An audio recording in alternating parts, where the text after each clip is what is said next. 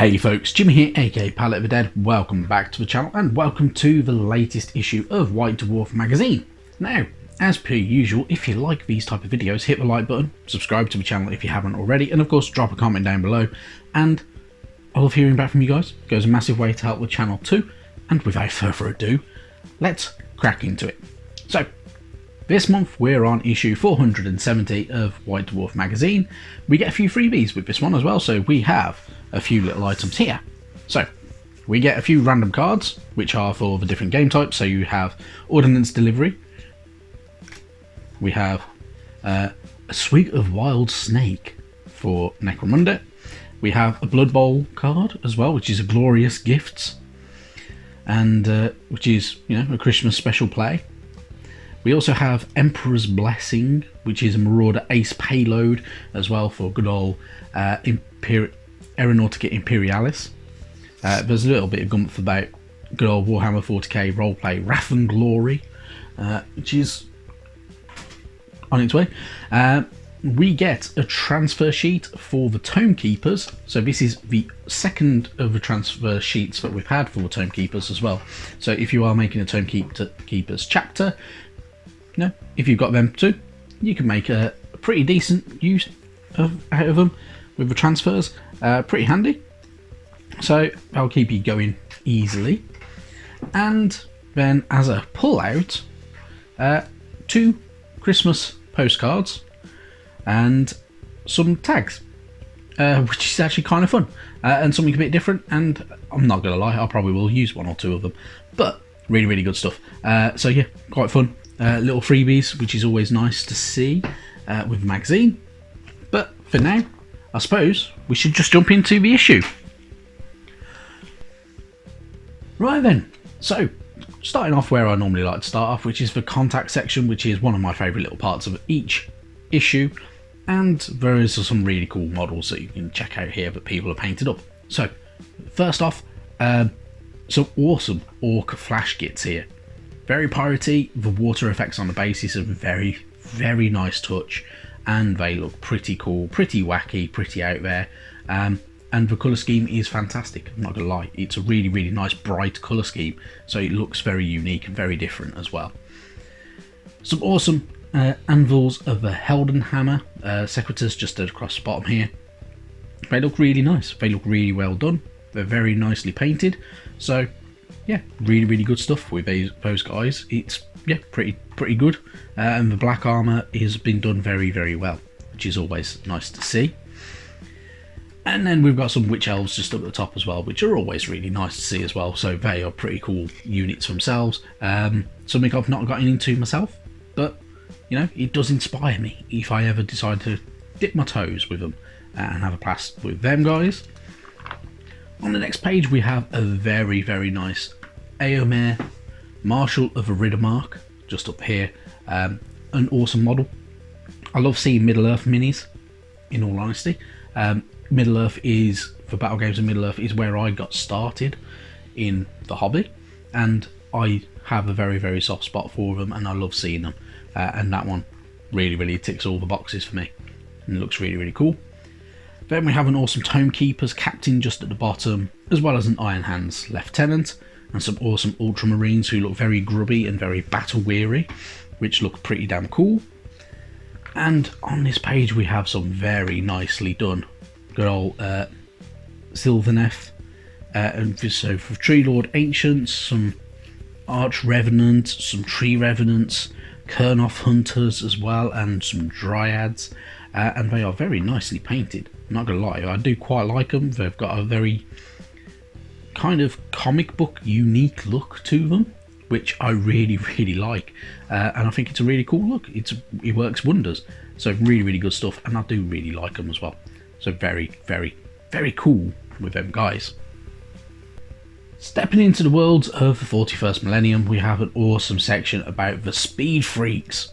So the Speed Freaks, if you're not aware, are of course the Orks who love driving around in these souped up vehicles. They're supercharged and they have a bit of fun with them as well, so really good stuff. Vehicle specialists, which is pretty damn cool.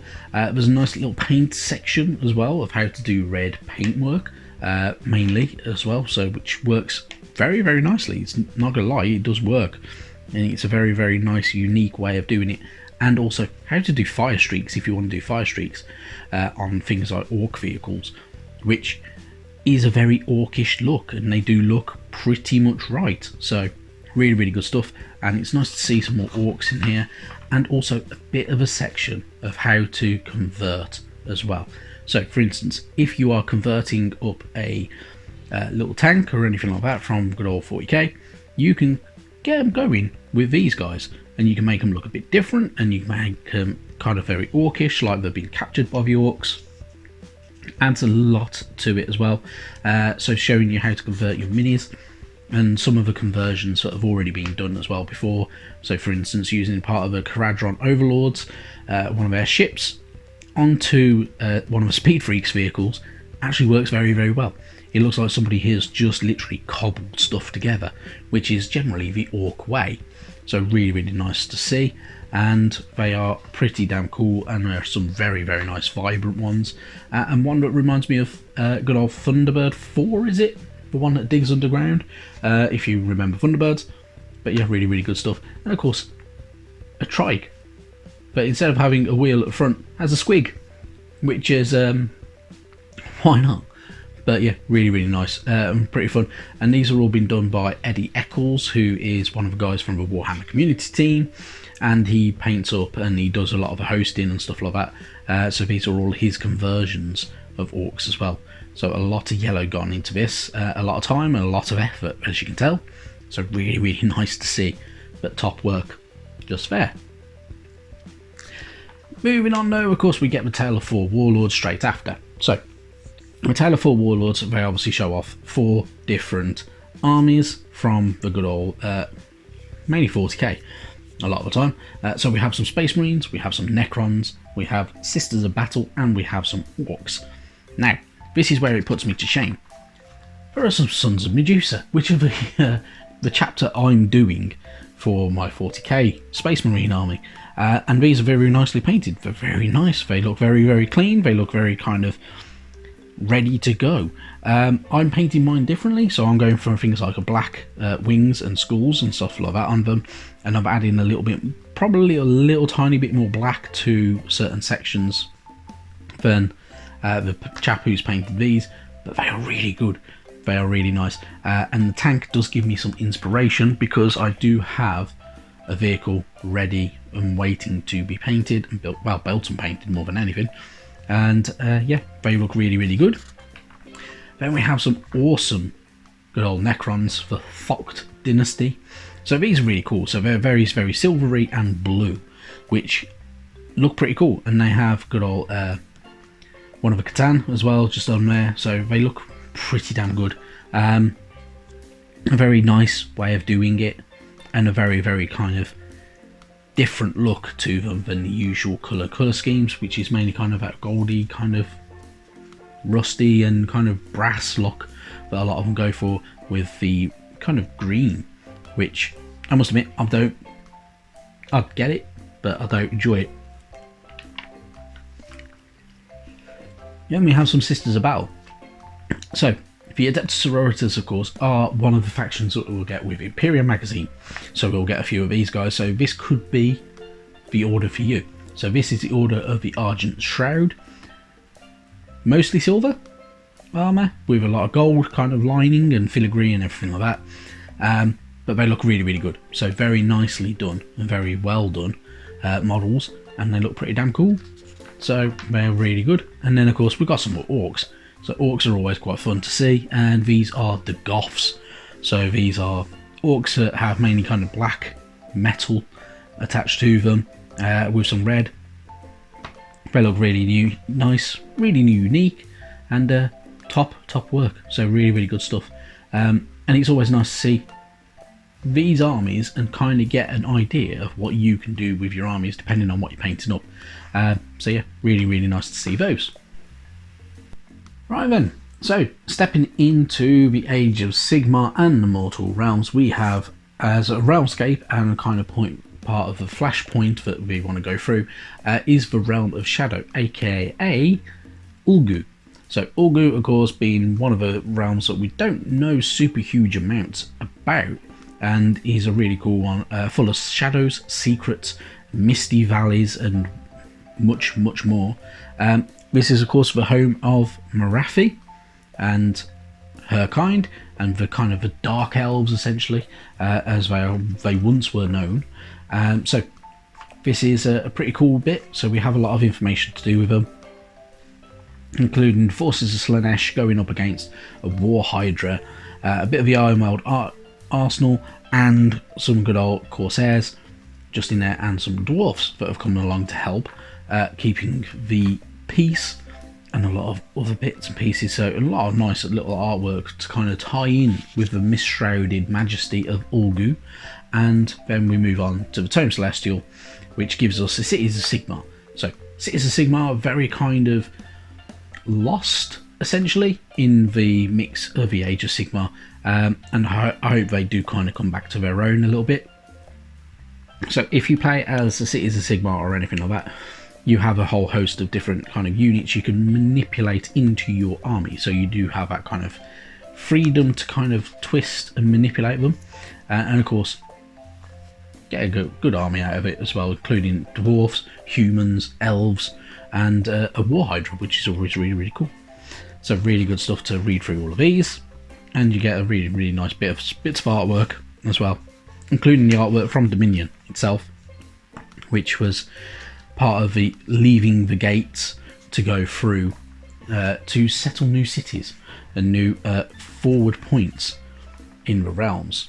And then we also get some new rules as well to open up rules for the Cities of Sigmar update as well, which, you know, if you're playing this one, this will help you out massively. So definitely worth a read, definitely worth a tinker with to get your army on point.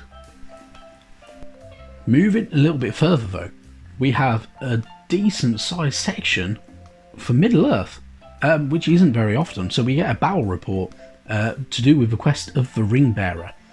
So of course taking out kind of a section from the film, essentially, from the first film of Fellowship of the Ring. So we have a bit to do with Weathertop, so including your 4 hobbits going up against the ring wraiths, and you know, it's nice to see a bit more on here and kind of seeing what goes on. And then Balin's Tomb, which includes having all of the Fellowship going up against some good old Moria goblins, and these look really cool. And of course a cave troll, which, you know, you wouldn't be recreating that scene without having the cave troll involved in it somehow, would you? But really nice to see, and it's a good sizable section of the magazine. Seeing this is pretty damn cool, and I really do like it. And of course we have the ambush at Amon-Hen as well. So this will include most of your Fellowship. So you will have Pippin, Merry, Boromir going up against the likes of Lurtz and these Uruk-hais. You'll have Sam, Aragorn and Frodo in the kind of mix, and Legolas and Gimli on the outskirts, and you need to bring them in. But yeah, this is really cool stuff, and it's really nice to see as well. The scatter terrain is pretty damn cool. They also do, in this issue, show you how to kind of create some scatter terrain for Middle-earth as well, if you wish to, which you could incorporate into Age of Sigmar if you really wanted to. But yeah, really nice to see this battle report and have a nice extended good old Middle-earth bit of information and kind of section of the magazine, which, as I say, it just does not happen enough. But there's also a nice way of getting up some pretty cool bits and pieces, and how to weather and paint ruins as well, which is really handy, especially if you're an Age of Sigmar player. So really good stuff. And then showing you how to do some scatter terrain, which kind of assembling it, you can have a bit of fun with it, and you can get a really nice bit going.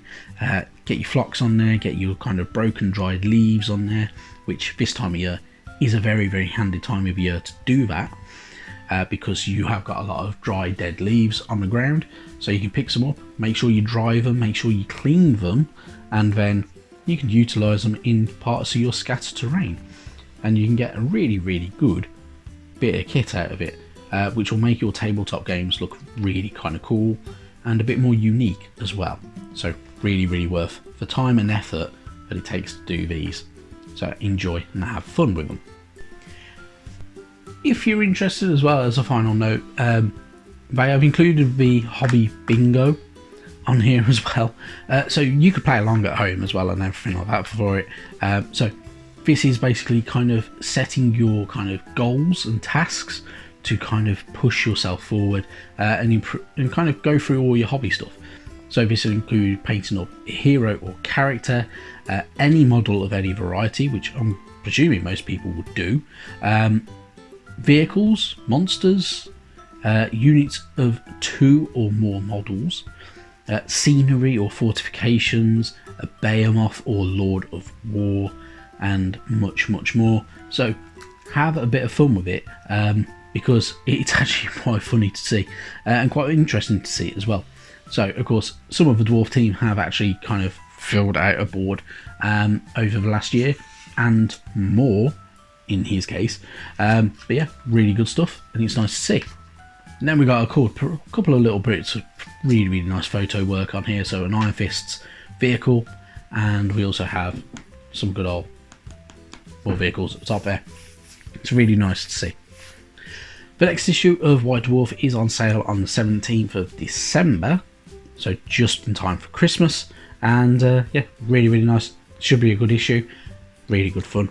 But for now, thank you very much for watching, and I'll see you sometime soon. Bye bye now.